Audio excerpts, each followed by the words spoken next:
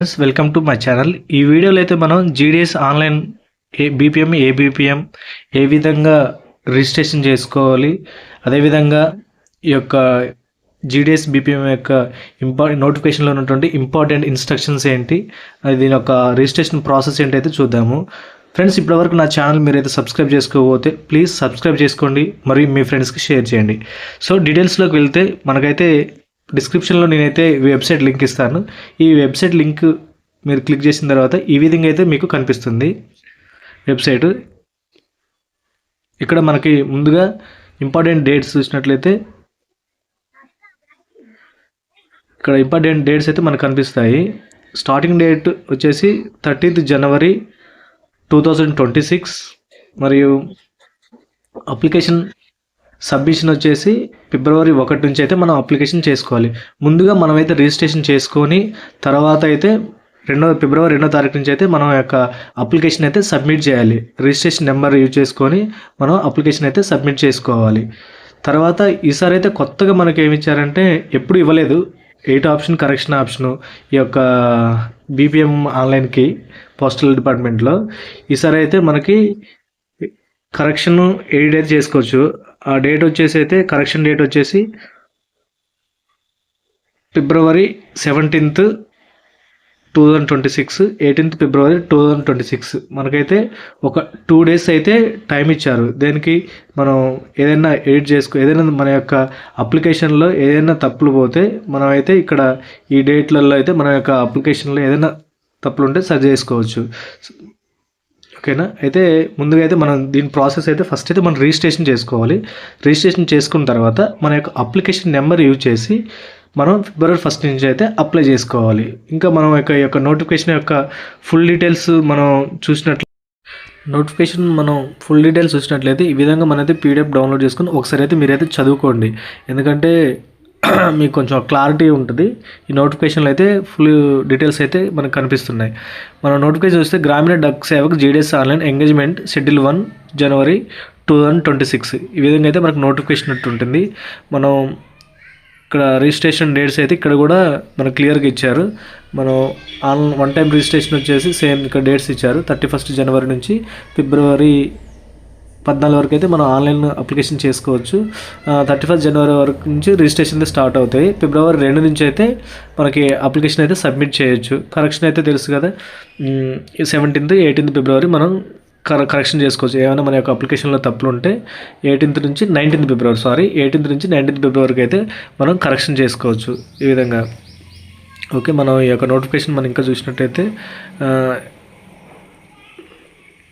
Assistant branch post master ABPM యొక్క duties ఏంటి అనేది మనకు ఇక నోటిఫికేషన్లో అయితే క్లియర్గా మెన్షన్ చేశారు. అండ్ ఏం చేయాలి, sale of stamps, stationery, conveyance delivery. ఇక్కడైతే మనం ఈ నోటిఫికేషన్ ఒకసారి చదువుకోండి. ఏబీపీఎం ఏం చేస్తాడు, ఆయన డ్యూటీస్ ఏంటి.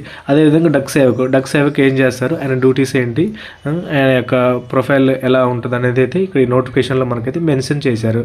అదేవిధంగా ఇక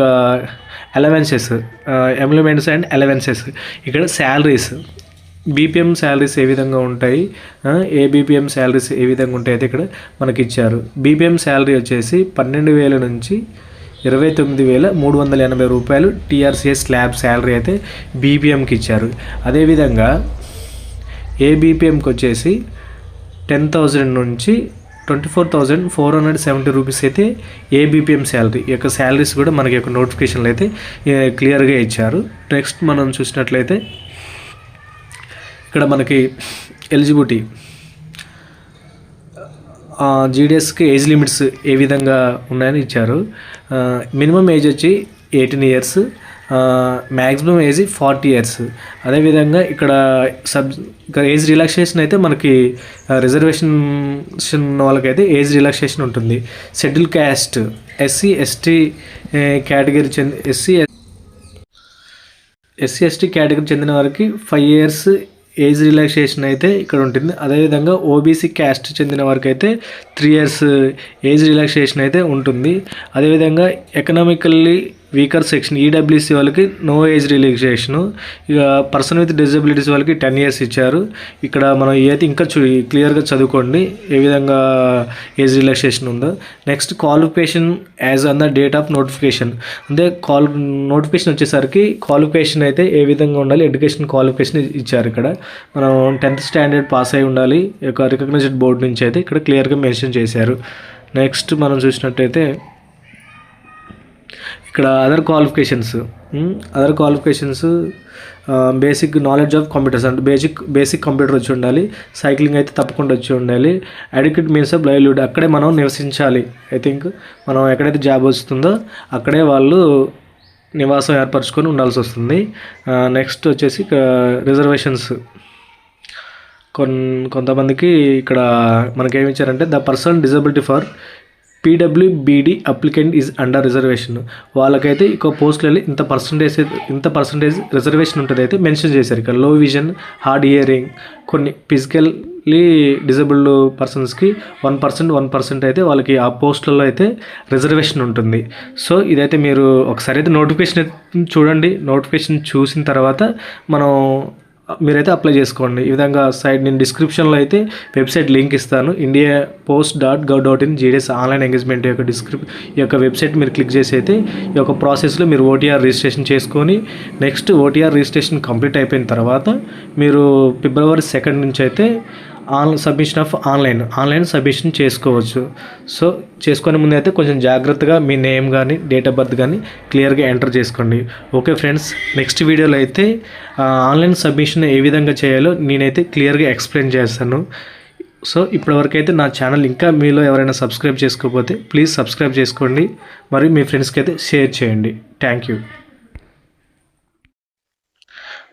మనం GDS online engagement registration process చూసినట్లయితే ముందుగా మనం ఈ విధంగా కనిపిస్తుంది. ఇక్కడ న్యూ క్యాండిడేట్ రిజిస్ట్రేషన్ అయితే ఉంటుంది. దీని మీద మనం క్లిక్ చేసినట్లయితే ఫస్ట్ మన యొక్క ఫోన్ నెంబర్ అడుగుతుంది, ఈమెయిల్ అడుగుతుంది. ఫోన్ నెంబర్ ఎంటర్ చేసి సెండ్ ఓటీపీ మీద క్లిక్ చేస్తే మనకైతే మన ఫోన్కి ఒక ఓటీపీ వస్తుంది. అదేవిధంగా మన మెయిల్ ఎంటర్ చేసి క్లిక్ చేసినైతే మన మెయిల్ కూడా ఒక ఓటీపీ అయితే వస్తుంది. మన ఫోన్కి మరియు మన మెయిల్కి వచ్చిన ఓటీపీ అయితే మనం వెరిఫై చేసుకోవాలి. వెరిఫై చేసుకున్న తర్వాత నెక్స్ట్ మీద అక్కడ క్లిక్ చేసిన తర్వాత మనకైతే ఈ విధంగా డిస్ప్లే అవుతుంది.